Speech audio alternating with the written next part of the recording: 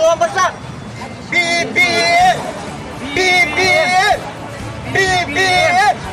BBM! Pumasok ang sisil sa Pilipinas.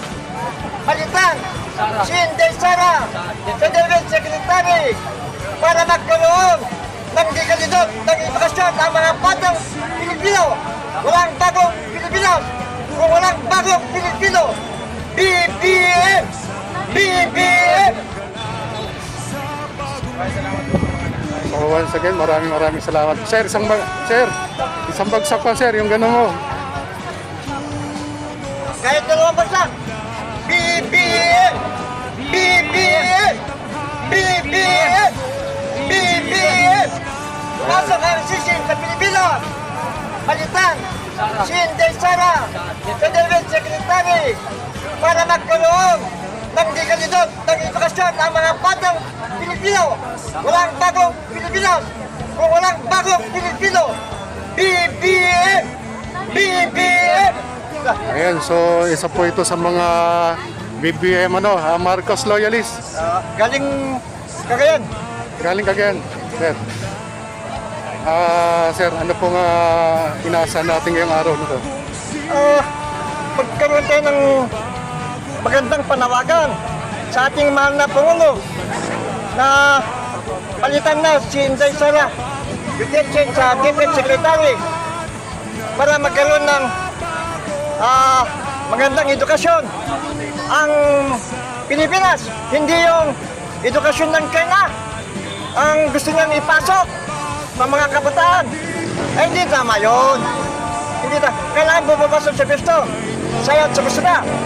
Sir, ano po masasabi nyo sa tumatakbo ng hearing ngayon dyan sa Senado? Wako! Lahat yun fake news. Pakanalang nila yun para isabit ang mahal natin Pangulo sa droga. Hindi tama yun. Kaya to, palitan na yan sa kanyang posisyon na pag-iimbestiga dyan. Ilagay natin lahat sa inodoro para wala nang ahon sa kanila. Alisin na lahat. Oo, alisin lahat. So, balak nyo, linisin na yung Senado, ganun ba? Oo, pwede. Tanggalin na. Alisin na mga Sila ang nagpapahirap sa bansang Pilipinas, sa mamamayan Pilipino. Sir, ano po masasabi nyo sa takbo ngayon dyan po sa West Philippine Sea? Naku! Ang sabi nila, ibininto doon ni Trillanes, sabi ni Harry Roque, kawayan lang ang katapat niya. Oo, kawayan lang. Yung pala, pinapasok lang sila lahat, pinapasok, batikos ng batikos. Ngayon, nakakuha ng magandang ebidensya, sapat na ebidensya, ang ating dating senador Trillanes. Pinasuan sila lahat, magmula Duterte hanggang sa mababa. Maraming papasok sa kulungan dyan. Kaya hindi na sila makatulog. Mensahe natin para sa ating mga kababayan. Mga kababayan, magkaisa tayo sa laban na ito. Para sa mga anak natin ito. Hindi para sa atin ito. Para sa apo natin ito. Kaya, ang sabi ng Pangulong BBM, kahit anong bansa, hindi uunlad dyan kung walang dekalidad na edukasyon.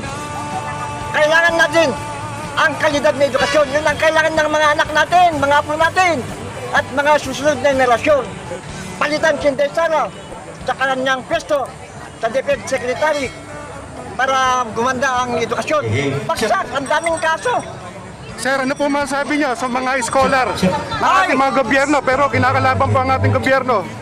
Yun ang dapat na imbestigan. No? Yung mga yan, isa lang ang phone nila. Kung ano yung phone nila, ganyan din sila. Hindi yan titigil ng mga yan. Hanggat hindi napababaksak ang mahal natin, BBM, sa kanyang pwesto sa Malacanang. Ayun. At sila eh. Mensahe para sa ating mahal na Pangulong Bongbong Marcos.